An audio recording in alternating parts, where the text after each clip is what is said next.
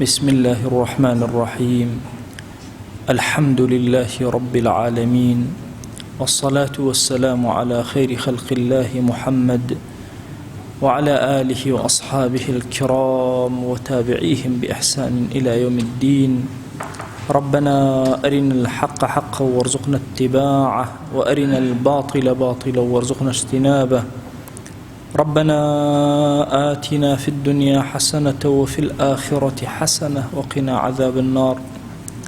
برزان وخشيستانم داوام لذاتي باكي پروردگار عبداتي وطاعتكاني لي قبول كردبين، سري برز كردبين لبردم ديواني خويا وشر مزاري بردم ديواني خوي ما نكات.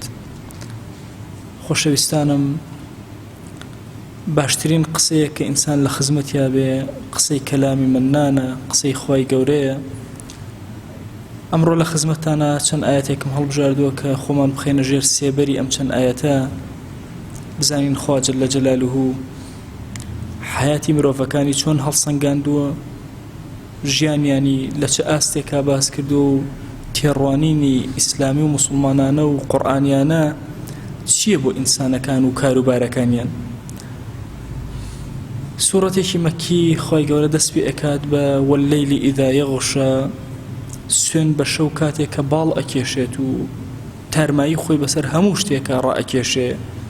وەنەهاری ئیذا تەجەللا، سوێن بە ڕۆژ کاتێکەوە ڕووناک ئەبێتەوە هەموو دنیا پێی.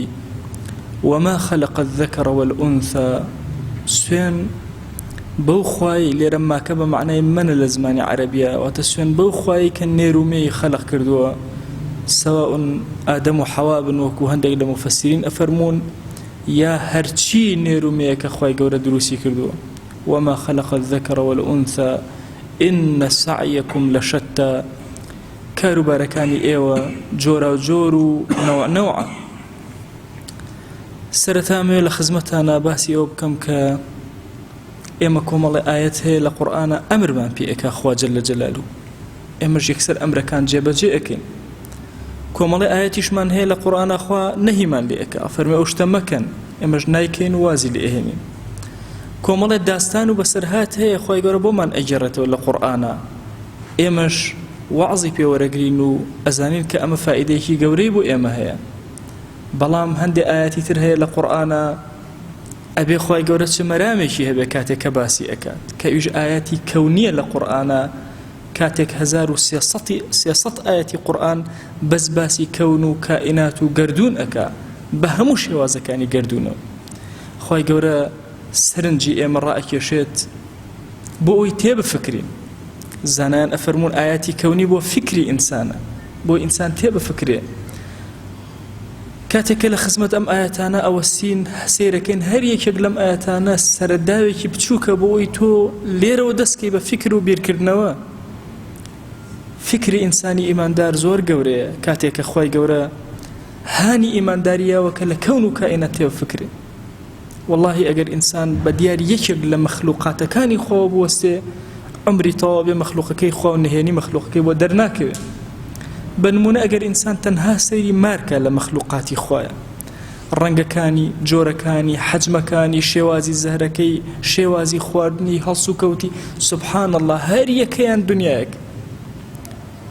ئیمامی نەووی لە شەرحی سەحیح موسلیمە ئەفەرمێ بیستومە هەندێک لە مار هەیە تەنها چاوی بکەوێتە سەر چاوت ئەتکوژێ. ئێستا دیراساتی تازە فعلان مار هەیە کە تەنها زەهرەکەی خۆی، ژەهرەکەی خۆی لە ڕێی چاوەوە نەقڵەکە، کە ئێستا لە مارەکان کە ئیمامی نەووی باسی ئەکات، ئێستا لە زانستی تازەیە دۆزراوەتەوە کە ئەگەری هەیە جۆرێک لە جۆرەکانی مار لە بیابانەکانی ئەمریکایە لە دووری 18 مەترەوە لە ڕێی چاوەکو لێزەر ژەهرەکەی خۆی ڕەوانە ئەکات و ئەنێر. واتە ئەگەر ئینسان هەموو عمری لە تەفەکوری یەکێ لە مەخلوقاتە بێ، بەخوا عمرەکە تەواو ئەبێ و مەخلوقاتەکە تەواو نەبوو و نهێنەکانی دەرنەکەوتوو. زۆر کات باسی مافی مرۆڤەکرێت بۆ ئەگەر ئینسانیەت هەر هەمووی تەواو بێت، لە ئینسان تێ ئەگات تا مافی بۆ دابنێ. بۆیە بەڕاستی ئاياتی کەونی لە قورئانە جێی تێفکرینی ئینسانەکە بە وردی تێبفکرێن.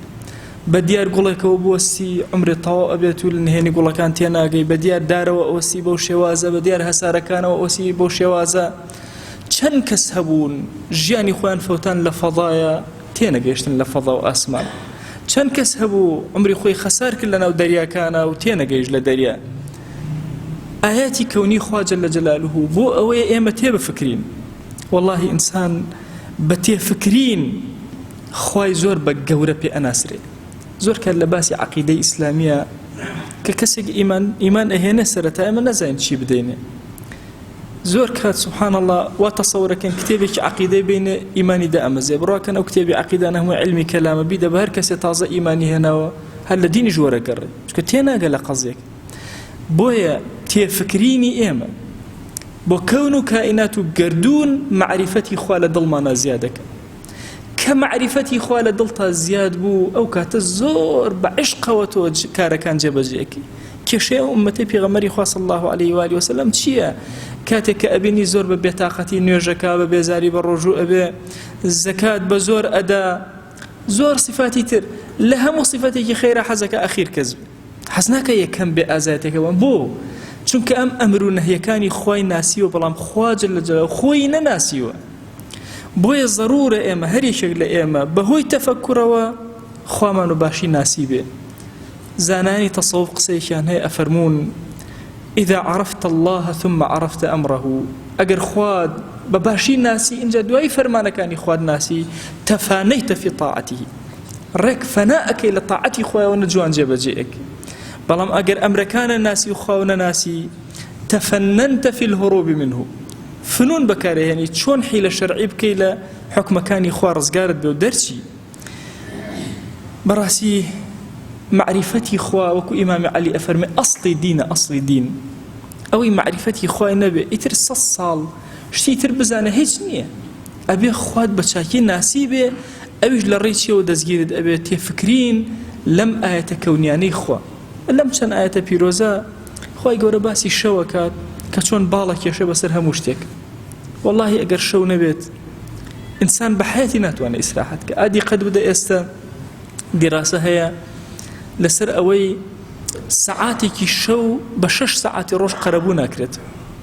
کە ئێستا ئێمە شەوەکانمان زۆر کات بەشتی ترەوە لاوەکێ ئەمانەیە بە ڕۆژە قەرەبوویکەنەوە قەت قەرەبوو ناکرێت، چونکە ئەو کاتەی خۆی گەورە دایناوە بۆ خەوی ئینسان باشترین کاتێک کە هەڵی بژاردوو. بۆیە لەکوێوە ئێمە دیراسەیەکی شەوکەین و چۆن سێریکەین و لە چیەوە بنوارین؟ ئەی دیراسەی ڕۆژ، جوانیەکانی ڕۆژ، جەماڵی ڕۆژ لەکوێوە لە چیەوە دەست پێ بکەین؟ ئەی نێرومەکان کە خوای گەورە خەڵقی کردووە و تەشەنەی کەونی لەسەر نێرومێدانە، لە هەرچی شتێکایە خوا جەل جەلالوه نێرومێ خەلق کردووە.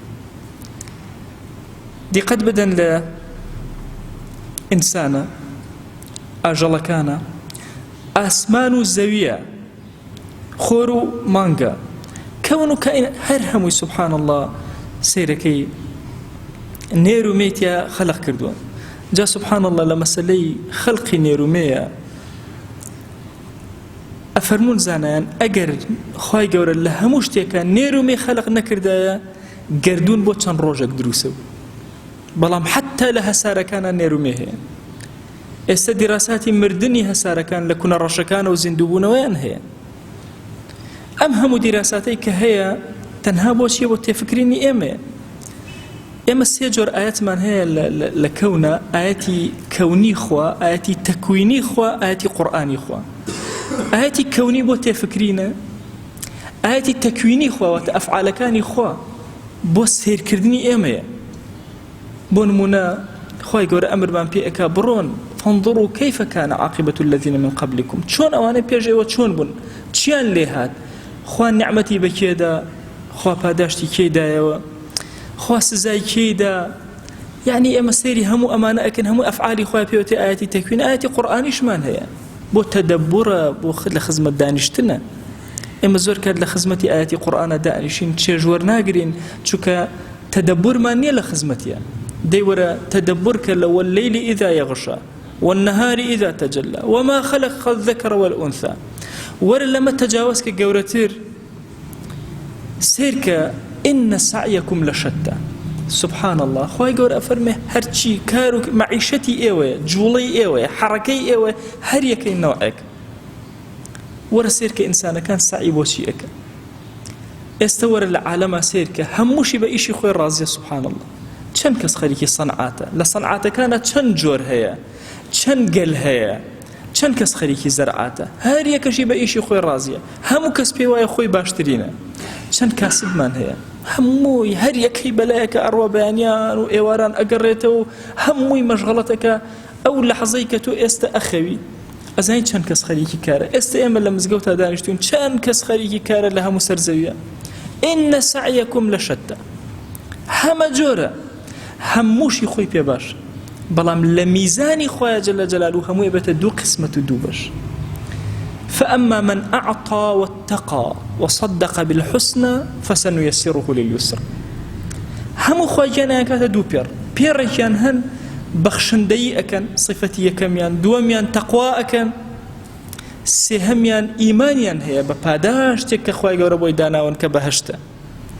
أفرمي خواجا جل جلاله فسنيسره لليسرى. أما أهنين كاريان بو أحسانكين.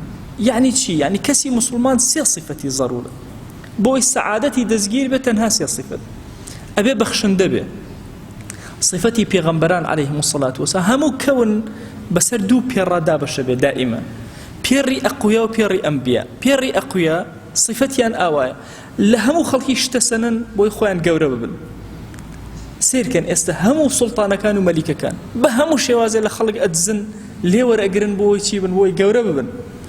بەڵام سەیری ئەنبیاکە و شوێن کەوتەی ئەنبیا هەمیشە بەخشندەیی ئەکەن ئەبەخشن. واتقى صفتي دوم تنها بخشندەی کفایەت نییە لە ئینسانە. ئیتر طبعا بەخشندەی لە زەردەخەنەیەکە، بەخشندەی لە خواردنێکە، ئەیدەی بە هەژارێ، بەخشندەی لە قسەیەکە، بەخشندەی لە کردەوەیەکی جوانە، هەموو ئەمانە کاتە بەخشندەی. سێرکەن کەسی ئیماندار عائیلەی مسلمان ئوسرەی مسلمان چۆنە؟ باوک بەخشندەیی ئەکا، دایک بەخشندەیی ئەکا، مناڵ بەخشندەیی ئەکا، کوڕ و خوشک و برا پێکەوە بەخشندەیی ئەکەن، هەموو ماڵەکان پێکەوە بە بەخشندەیی دروست بوون. بۆیە ئەگەر هەر کەسێک بێت بڵێ تەنها ئەمە سنووری من ئەمەندێ و کاری ئەوی تر ناکەم، هیچ ماڵێک ناچێ بەڕێوە. سەرەکەی بە تەفاعولێکی بەقووەت هەر هەمووی پێکەوە ماڵەکە ئەبن بەڕێوە، چونکە بەخشندەیی صفەتی یەکەمی کەسی ئیماندارە. واتقى کەسی ئیماندار خۆی ئەپارێزێ لە گوناهەکان. ئەمە صفەتی دووهەمە. پێڕی ئەنبیا ئەمە ئیشەکەیانە، بەخشندەیی ئەکەن، خۆیان لە گوناهەکان و حەرامەکانی خۆ ئەپارێزن لەسەر زەویان. ئیتر ئەم گوناهە بەرامبەر بە خۆیان بێ، بەرامبەر بە خێزان و مناڵیان بێ، بەرامبەر بە کۆمەڵگا و مجتەمع بێ، بەرامبەر بە کەون و کائینات و گەردون بێ، لە هەموو گوناهێک سڵەکەنە. واتقى وتەصدیقیش لە دڵیانە هەیە، یەقینیان هەیە کە خۆی گەورە پاداشیان ئەداتەوە بەهەشت. فسنيسره لليسرى. خواي گەورە سعەتێک ئەخاتە دڵیانەوە، سنگیان ئەکاتەوە، دەرونیان ئەکاتەوە، ئارامیان ئەکا، خۆشبەختیان ئەکا. ئەو خۆشبەختی هەموو عالم بەدوایە ئەگەڕێ، ئەلەم سێ خاڵە دەست ئەکەوێت. وەرە ببەخشە، خواناز بە، لەگەڵ ئەمانەشە ئیمانت هەبێ بە بەهەشت، خواي گەورە پێت عەتاک.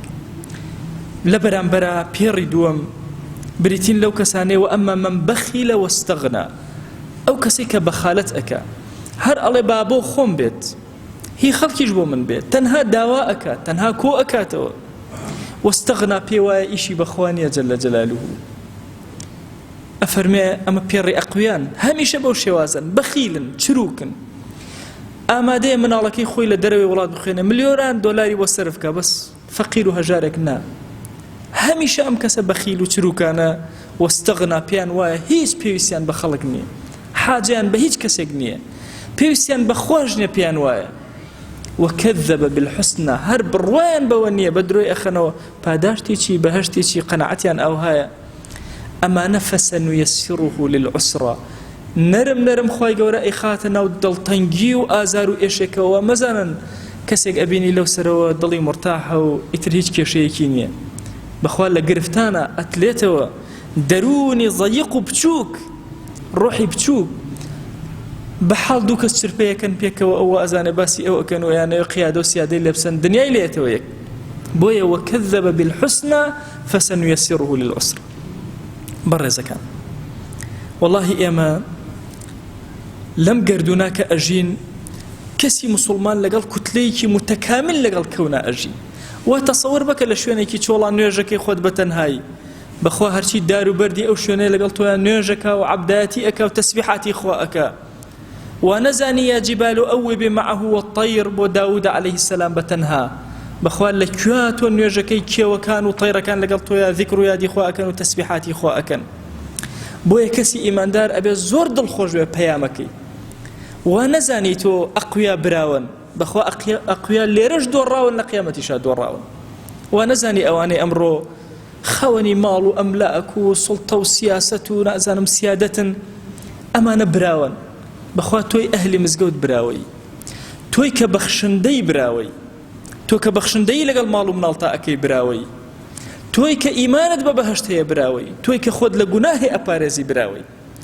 أما خواهي قورة سويني بي خواردو سويني بوشا وخواردو كدنيا دا أبوشي همو إنسانيت كو بيتو شيء بو دروز نابي همو إنسانيت كو بيتو روجي بو دروز نابي همو إنسانيت كو بيتو نيروميكي بو دروز نابي ورن آیا إنسانيت أمرو گەیشتۆ تەکوێ مێرولەیەکی پێ خەلق بووە ڤایرۆسێکی پێ دروست بووە ئایا ئینسانیت گەیشتۆتە کوێ ئەتوانێت مێشولەیە دروستکە ئایا ئەتوانێت باڵی مێشولەیەک دروستکە هەموو ئەوەی کە ئینسانیت ئەیکە سنعەتی کۆمەڵێک شتە کە ئەبێتە گرفت و مەشاکل بۆ ئینسانیت کاتێک کە ذەڕەیان دۆزیەوە تەسەووریان نەکرد ئینسانیت ئیسراحەت کە بەڵام بوو بە بۆردومان و کوشتنی مرۆڤ نەبووە ئیسراحەت بۆ مرۆڤ بۆیە عەزیزانم ئەمەی لە گەردوونە ئەیبینی لە دەور و بەرە ئەیبینی کافر خۆی ئەلاوێنێ خۆی گەورە ئەکا کەناڵی جوان جوان دائەنە چی ئەکا پشتی لێ بکەرە گوێ مەدەرێ وەرە خەریکی تاعەتی خۆت بە وەرە چاکسازی بۆ خۆت دروستکە تەغییر لەناو ئەم کۆمەڵگەی ئێمە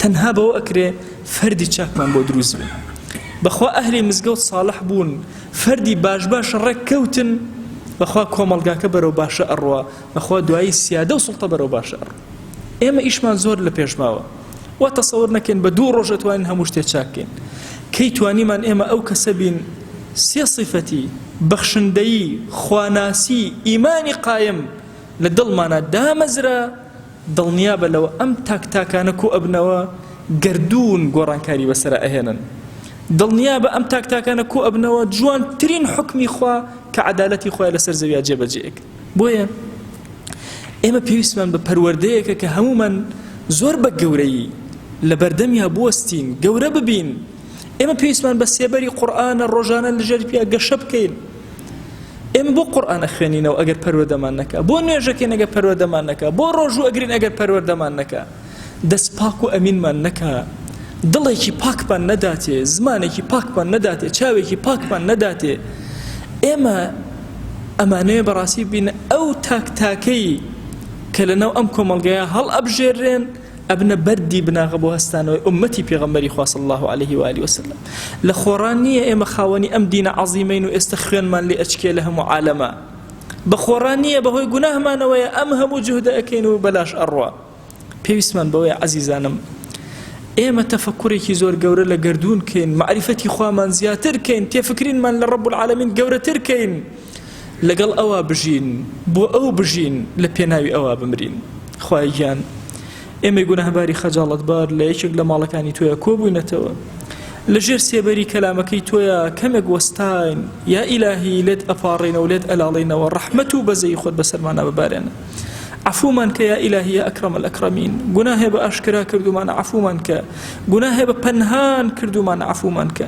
پەروەردگارە داوات لێ ئەکەین بە گەورەی خۆت گوناهێ لەمەوە پێش کردومانە عفومان کە گوناهێ لەمەوە دوا ئەیکەین و فریای تەوبە ناکەین خوای عفومان کە یا ربی خوای گیان داوات لێ ئەکەین بە ناوی جوانت بە صیفەتی بەرزە بە ئیسمی عەظەمت بەزەی خۆت بەسەرمانە ببارێنە عفوی خۆت بەسەرمانە ببارێنە کەڕەمی خۆت بەسەرمانە ببارێنە تو گەورەی خۆت خوای لە گوناهی دایک و باوکمان ببورە لە گوناهی باو و باپیرمان ببورە لە گوناهی برا و خوشەکانمان ببورە لە گوناهی خێزان و هاوسەر و مناڵەکانمان ببورە لە گوناهی وەچەکانمان ببورە یا ئەکرەم الئەکرەمین یا ربی خوای گیان داوات لێ ئەکەین لە گوناهی ڕەفیق و هاوڵ و دۆست و عەزیزانمان ببورە لە گوناهی دراوسەکانمان ببورە لە گوناهی هاوشاریەکانمان ببورە لە گوناهی خەڵکی کوردستان ببورە لە گوناهی ئومەتی پێغەمبەری خوا صلی الله عليه و آله وسلم ببورە یا ربی خۆی داوات لێ ئەەکەین مردووەکانمان چاوەڕێی دوعای ئێمن یا ربی پەروەردگارە لیان ببورە بەخشندەی خۆت بەسەریانە ببارێنە خۆی گیان مردوویەکی زۆر هەیە کەس نییە دوعایان بۆ بکە و ئێمە لەم مزگەوتەوە دەستی زەلیلی بۆ تۆ بەرزەکەینەوە یا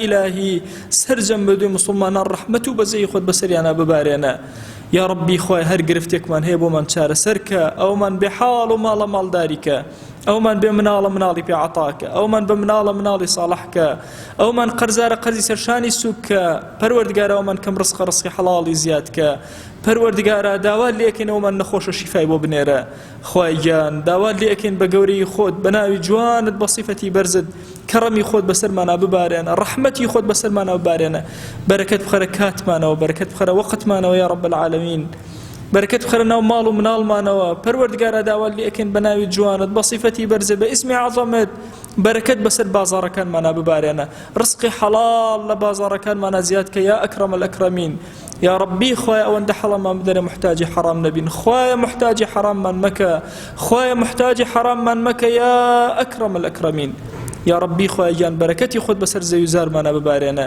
کانیاوەکانمان هەڵقوڵاوکە بیرەکانمان پڕئاوکە پەروەردگارە ڕەحمەت و بەزەی خۆت بەسەرمانە ببارێنە دارەکانمان پڕمیوەکە پەروەردگارە زەوی زارمان پڕ خێر و بەرەکەت و ڕزق و ڕۆزی بکە یا ربی خۆی گیان داوات لێ ئەکەین ڕەحم و بەزەی خۆت بەسەر ئومەتی پێغەمبەری خۆی صلی الله علیه وسلم ببارێنە یا ربی خۆی شەڕی یەهود و نەسارا و مەجوس لە وڵاتی مسلمانان دوور خەرەوە یا رب العالمین یا ربی خۆی هیممەت بۆ ئەم ئومەتە بێ هیممەتە بگێڕەوە یا ئەکرەم الئەکرەمین یا ربی خۆی عیزەت و سەربەرزیمان بۆ بگێڕەوە پەروەردگارە ڕەحمەت و بەزەی خۆت بەسەرمانە ببارێنە یا ربی خۆی داوات لێ ئەکەین بە گەورەی خۆت خۆی لە میحنەتەکان ڕزگارمان کە یا رب العالمین یا ربی خۆی گیان ئەگەر چی ئێمە شایستەی ڕەحمەتی تۆ نەبین نێوچەوانمان بگرە بۆ خەیر بمان کەرە خزمەتکاری دینەکەت دڵمان ئاسوودەکە یا ئەکرەم الئەکرەمین چاومان ڕۆشن کە بە سەرکەوتنی دینەکەت یا ئەکرەم الئەکرەمین یا ربی خۆی گیان ڕەحمەت و بەزەی و کەڕەمی خۆت بەسەر ئەم مەجلیسەمانە ببارێنە بەسەر ئەهلی ئەم مزگەوتە ببارێنە هەر کەس لە مزگەوتە نوێژی کردو بە درێژایی مێژووی ئەم مزگەوتە لە گوناهی ببورە هەر کەس پەروەردگارە هاوکاریکی کردوون لە کردنەوەی ئەم مزگەوتە پەروەردگارە ئەجر و پاداشیان بۆ بنووسە سەرفرازیان کە دەرگاکانی خەیریان بەسەراکەرەوە یا رب العالمین یا ربی خۆی گیان هەر ماوەسایەکی ئاینی لێرە خزمەتێکی کردو لە گوناهەکانی ببورە پەروەردگارە رحمة بزي خذ بس الجنابي مصام العثمان ببارنا درجات عاليك يا أكرم الأكرمين يا ربي خواي جان داوال لي أكين بناوي جوانا بصفتي برزة باسم عظم الدعاء كان من قبولك پروردگارا لت علينا ولت أبارينا والصلاة بأما جسي أما بقينا بيغمبري خوا صلى الله عليه وآله وسلم يا ربي خواي جان أما زمان من كل الدعاء هر دعایك لهمو تمنیا پیغمبریان صلی الله علیه و آله و سلم کردویتی داوای هر چاکیکی له کردوی لهمو تمنیا امش داوات لی اكن پروردگارا و پیمان عطاکه هر خرابه پنای پیگرتوی امش پنات پیگرین و پنامان بده آمین آمین والحمد لله رب العالمين.